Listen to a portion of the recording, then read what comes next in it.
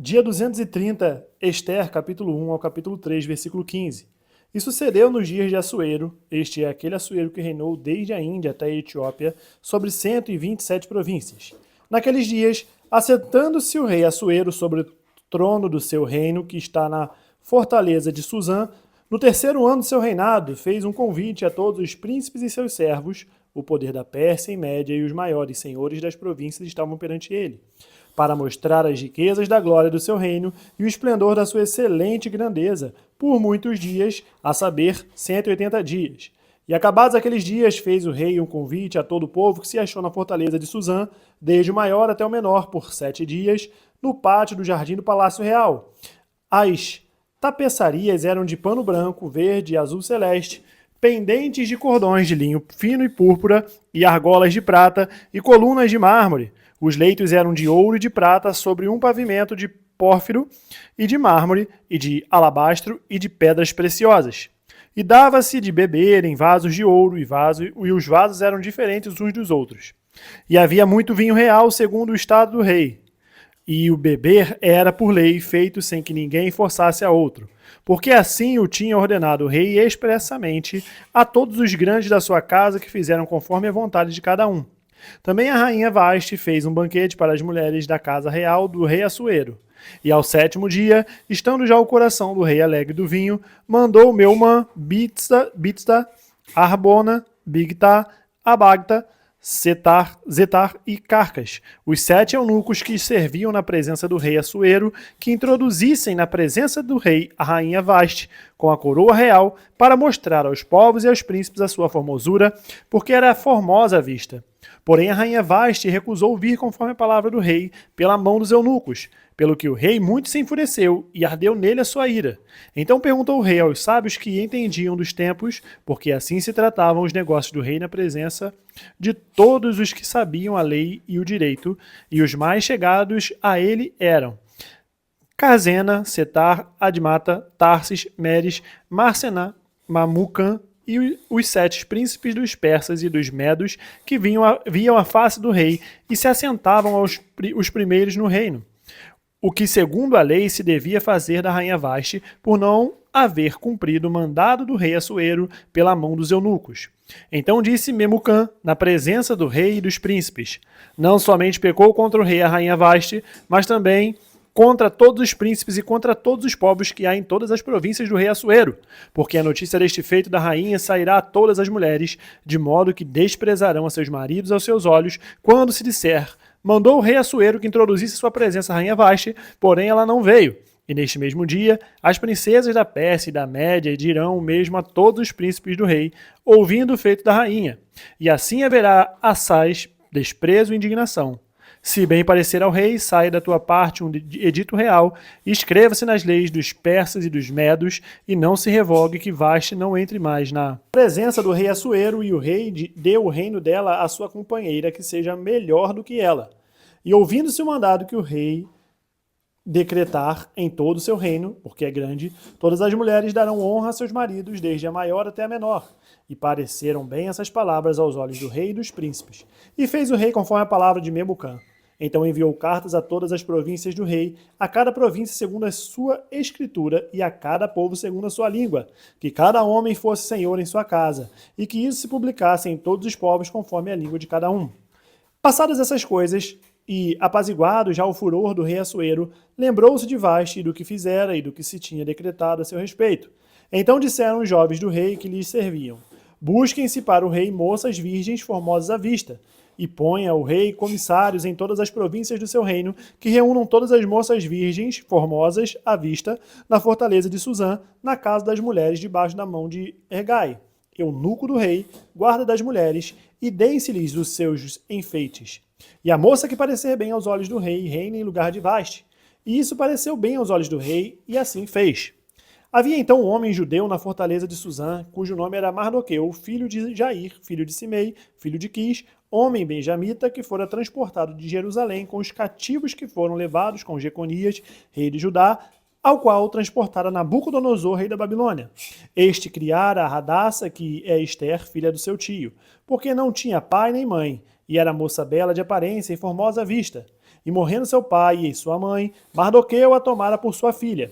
Sucedeu, pois, que divulgando-se o mandado do rei e a sua lei, e ajuntando-se muitas moças na fortaleza de Suzã, debaixo da mão de Regai, também levaram Ester à casa do rei, debaixo da mão de Regai, guarda das mulheres.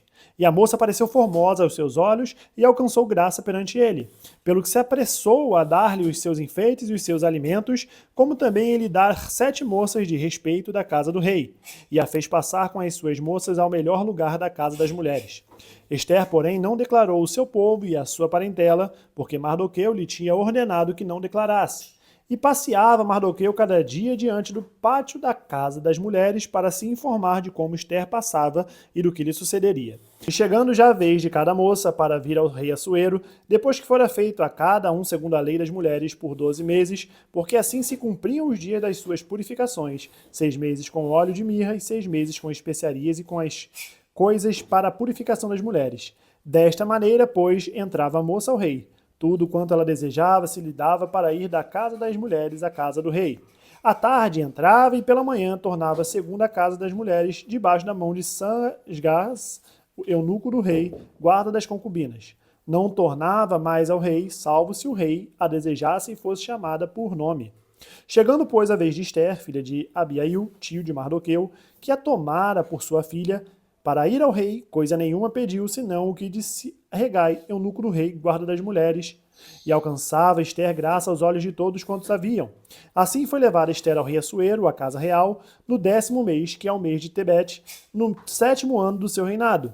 E o rei amou a Ester mais do que todas as mulheres, e ela alcançou perante ele graça e benevolência mais do que todas as virgens. E pôs a coroa real na sua cabeça e a fez rainha em lugar de Vaste. Então o rei fez um grande convite a todos os seus príncipes e aos seus servos para a festa de Ester, e deu repouso às províncias e fez presentes segundo o estado do rei. E reunindo-se segunda vez as virgens, Mardoqueu estava sentado à porta do rei. Ester, porém, não declarava sua parentela ao seu povo, como Mardoqueu lhe ordenara, porque Ester cumpria o mandado de Mardoqueu, como quando a criara. Naqueles dias, assentando-se Mardoqueu à porta do rei, dos eunucos do rei, dos guardas da porta Bigtã e Teres, grandemente se indignaram e procuraram pôr as mãos sobre o rei Assuero. E veio isso ao conhecimento de Mardoqueu, e ele o fez saber à rainha Ester, e Ester disse ao rei em nome de Mardoqueu. E inquiriu-se o negócio e se descobriu. E ambos foram enforcados numa forca. Isso foi escrito no livro das crônicas perante o rei.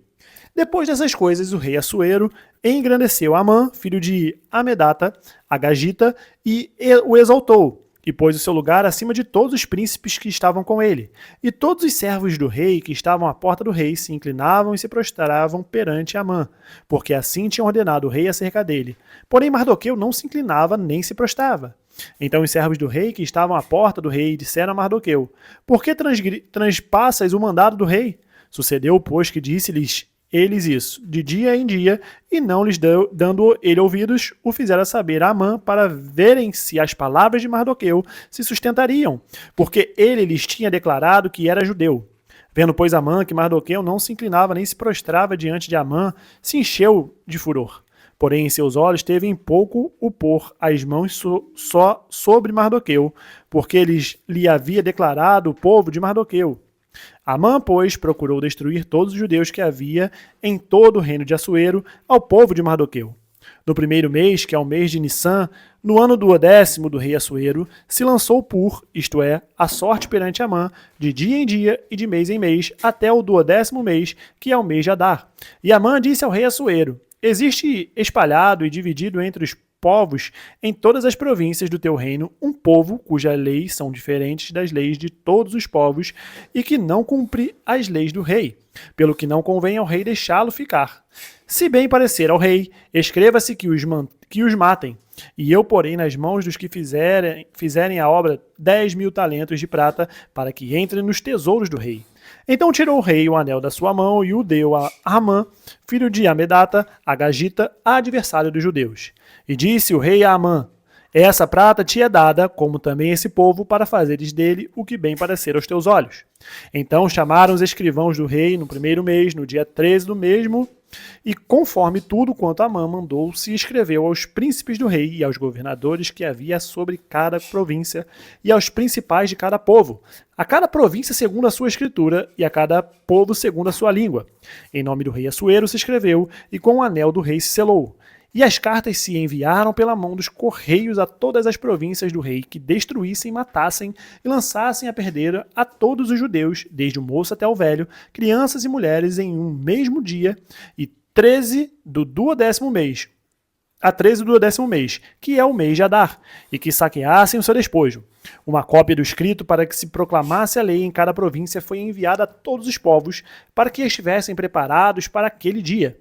Os correios, pois, impelidos pela palavra do rei, saíram e a lei se proclamou na fortaleza de Suzã. E o rei e Amã se assentaram a beber. Porém a cidade de Suzã estava confusa. 1 Coríntios capítulo 11, do versículo 17 a 34. Nisto, porém, que vou dizer-vos, não vos louvo, porquanto vos ajuntais, não para melhor, senão para pior. Porque, antes de tudo, ouço que quando vos ajuntais na igreja, há entre vós dissensões, e em parte o creio. E até importa que haja entre vós heresias, para que os que são sinceros se manifestem entre vós.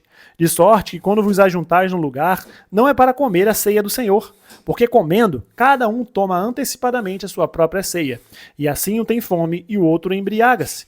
Não tendes porventura casas para comer e para beber? Ou desprezais a igreja de Deus e envergonhais o que nada tem? Que vos direi? Louvar-vos-ei?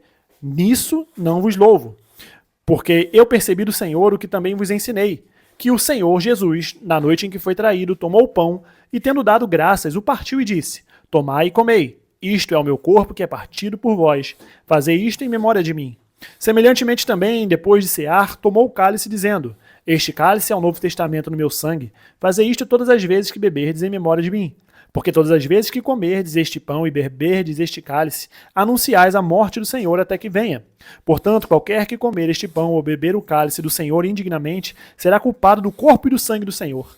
Examine-se, pois, o homem a si mesmo, e assim coma deste pão e beba deste cálice. Porque o que come e bebe indignamente, come e bebe para a sua própria condenação, não discernindo o corpo do Senhor. Por causa disso, há entre vós muitos fracos e doentes e muitos que dormem. Porque se nós nos julgássemos a nós mesmos, não seríamos julgados. Mas quando somos julgados, somos repreendidos pelo Senhor para não sermos condenados com o mundo. Portanto, meus irmãos, quando vos ajuntais para comer, esperai uns pelos outros. Mas se algum tiver fome, coma em casa, para que vos não ajunteis para a condenação.